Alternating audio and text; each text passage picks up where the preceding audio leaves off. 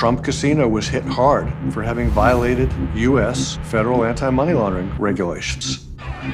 It suggests a culture of willful disregard of the law. He basically unravels financially. He also was unraveling personally at the same time. His marriage was falling apart. By that point, he had filed, I believe it was 6 bankruptcies. He had no way to move forward professionally. He couldn't get a bank loan anywhere. There was a homeless person sitting right outside of Trump Tower. I remember my father pointing to him and saying, you know, that guy has $8 billion more than me, because he was in such extreme debt at that point, you know? The Russians have a particular type of mark whom they go after. They go after somebody who has business resources, perhaps some shady morals, so that they're amenable to the bribery, or perhaps are in a difficult financial situation and either has political connections or aspirations. I've just described Donald Trump.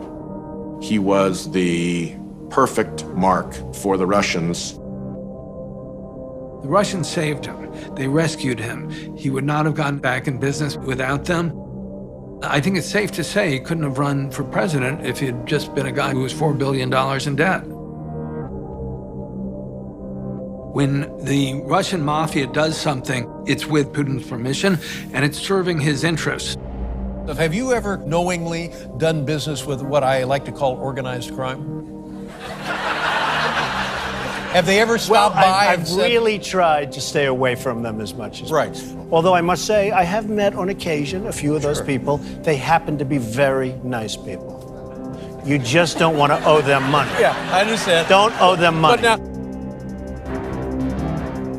Semyon Mogilevich, he made a decision to make the move on Trump after studying Trump's 2004 bankruptcy filings. Noticing that Trump had lost his credit lines, they felt he would not be in a position to say no. Trump Tower was structured in a way that made it a money laundering paradise. Trump Tower became one of the first buildings in New York where shell companies could buy and sell condos without identifying yourself. Putin needs to keep track of his oligarchs, and one way of keeping tabs is knowing where their money is. Bayrock may well have been a way of doing that. To me, that's a turning point, because what we have here is a very serious intelligence operation, and it is in the belly of the beast. It is in the home of the man who becomes president of the United States, and it was operating there for many, many years. One of the key people putting it together, Felix Sater, A lieutenant in the Mogilevich crime family.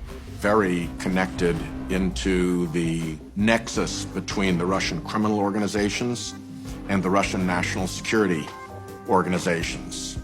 He became managing director of Bayrock. He himself had been convicted of 2 felonies. slashing a guy's face in a bar. Another was a pump and dump stock scheme. But he ended up cooperating with the feds, and he started providing information on sales of weapons to Al-Qaeda. Mogilevich, according to FBI reports, was selling weapons to Al-Qaeda. That raises very interesting questions, because I don't think Felix Sater would betray Mogilevich. He famously threatened an investor with electrocuting his testicles. Trump worked with Sater for many, many years after it was revealed that he was a criminal. He continued to work for Trump and, in fact, had a business card saying that he was a senior advisor to the Trump Organization. There's multiple photographs of the two of them together. He had an office in Trump Tower. Trump was the public face of Bayrock. And yet when he was placed under oath in a deposition and confronted about Sater, he simply says, If he were sitting in the room right now, I really wouldn't know what he looked like. Trump actually personally asked Sater to escort his 2 children, Ivanka and Donald Trump Jr., on a trip to Moscow and showed them around the town.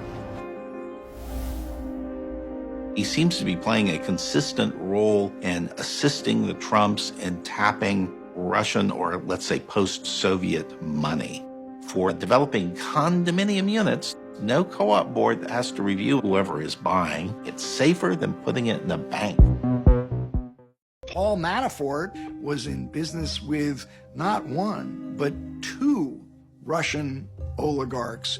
Dmitry Firtash, who was under indictment by the U.S. Justice Department.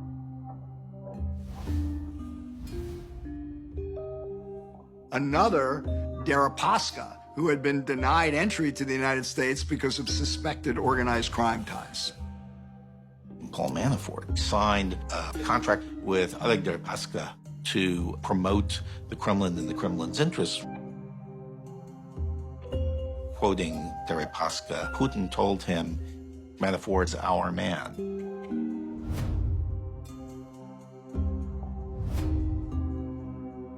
Paul Manafort got his home in Trump Towers in 2006. You can easily see billions of dollars being siphoned off from that Ukraine-Russian energy trade, and it going through Firtash to Paul Manafort and to Russians or Ukrainians who are buying condos in Trump-branded properties.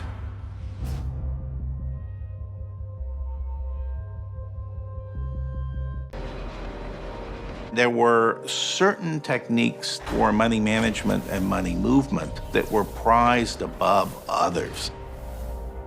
And these involved real estate.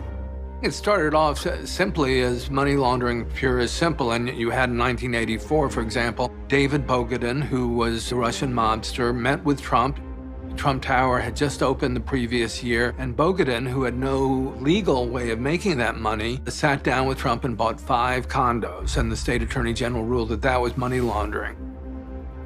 Vyacheslav Ivankov, who was very close to the great mastermind of organized crime, Semyon Mogilevich, and he was sent to the United States to oversee the rise of the Bride and Beast Mafia.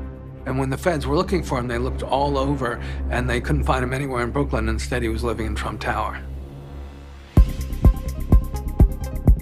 There are over 30 Trump Towers all over the world. That means there's several thousand units. So many condos that journalists like me have been unable to investigate because they are in shell companies. Shell corporations, where law enforcement and the public and the press can go and see what the name of the corporation is, but they can't find out who's really behind it, what's really going on, who's pulling the strings here. So a $5 million condo could change hands 3 or 4 times a year, and you've laundered $20 million or so.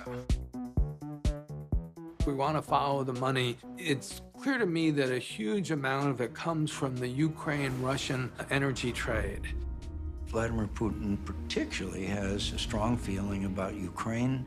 Ukraine was part of Russia for many, many years. He feels that that needs to be restored.